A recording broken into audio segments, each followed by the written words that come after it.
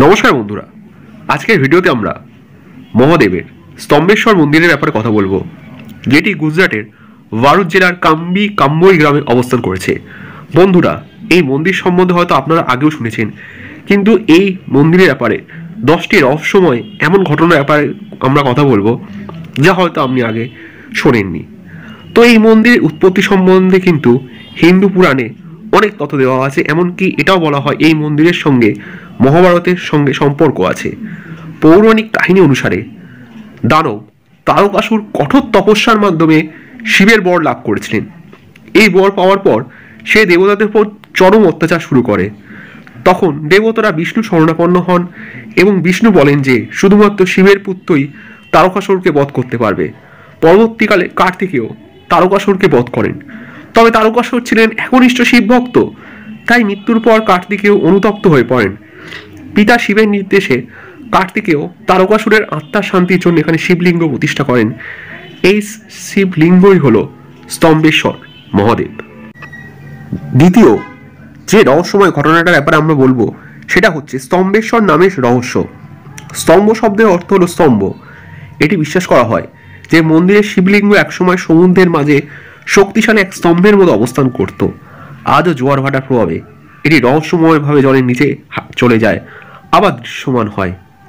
তৃতীয় যে কথাটা আমরা বলবো, সমুদ্রের ঢেউ স্বয়ং শিবের অভিষেক করে।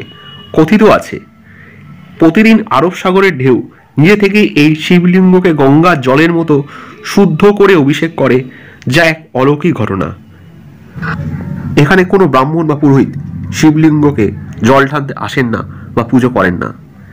চতুর্থ যে পয়েন্টটা আমরা বলবো সেটা হচ্ছে এই মন্দিরের বয়স 2000 বছরের বেশি পুরনো। এই মন্দিরের প্রকৃত বয়স নিশ্চিত করা কঠিন, তবে এটি অত্যন্ত 2000 বছরের পুরনো বলেই মনে করা হয়ে থাকে। স্থানীয় লোককথা এবং বৈদিক সাহিত্যেও এই মন্দিরের অস্তিত্ব পাওয়া গেছে। কেন মন্দির দিনে 2 বার জলের নিচে চলে যায়, পঞ্চম পয়েন্টে আমরা সেটাই বলবো। স্তম্ভেশ্বর মহাদেব মন্দির এমনভাবে অবস্থিত যে জোয়ারের সময়টি সম্পূর্ণভাবে জলের নিচে চলে যায়, আবার ভাটার সময়টি দৃশ্যমান হয়, যা প্রকৃতির এক বিস্ময়কর খেলা। এটা বিজ্ঞানীদের জন্য আজও এক রহস্য, কেন এই বিশেষ অঞ্চলে এমনটা ঘটে থাকে। ষষ্ঠ যে পয়েন্টটা আমরা বলবো, কেউ যদি ভুল সময় যায় তবে এই মন্দির তিনি দেখতে পাবেন না। এই মন্দির দর্শনের জন্য সঠিক সময় জানা অত্যন্ত জরুরি। যদি কেউ জোয়ারের সময় যায় তবে কিছুই দেখতে পাবেন না, কারণ মন্দির সম্পূর্ণ জলের নিচে অবস্থান করছে। সপ্তম যে পয়েন্টটা আমরা বলবো সেটি হলো মন্দিরের কোনো ছাদ বা সীমা নেই।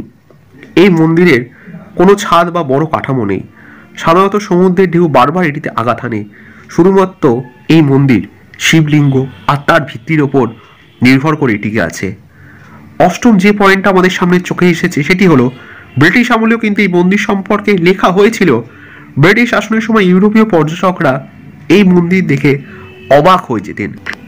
নবম যে পয়েন্টটার দিকে আমরা দৃষ্টি দিচ্ছি সেটা হলো এই মন্দিরে কিন্তু সবসময় পুজো অর্চনা করা যায় না। যখন জোয়ারের জল ক্রমাগত বেড়ে যায় তখন এই মন্দিরে পূজা করা কাজটি কিন্তু যথেষ্ট বিপজ্জনক হতে পারে। দশম যে পয়েন্টটার ব্যাপারে আমরা জোর দিচ্ছি সেটি হলো এই মন্দিরের প্রকৃতি ও ঈশ্বরের এক অন্যান্য মিলন। ভক্তরা নিজেই বিশ্বাস করেন যে এই মন্দির স্থাপনের মাধ্যমে শিব নিজেই প্রমাণ করেছেন যে তিনি সৃষ্টি ও প্রকৃতিরই অংশ। সমুদ্র এখানে প্রতিনিয়ত শিবের আরাধনা করে, যা অন্য কোনো মন্দিরে দেখা যায় না। তো বন্ধুরা, আমাদের আজকের ভিডিওটা এখানেই শেষ হচ্ছে। আমাদের পরবর্তী পর্বে এইরকম আরও অনেক মন্দিরের ব্যাপারে আমরা অবশ্যই জানবো। সকলে ভালো থাকবেন, এই বলে ভিডিওটা আজকে এখানে শেষ হলো।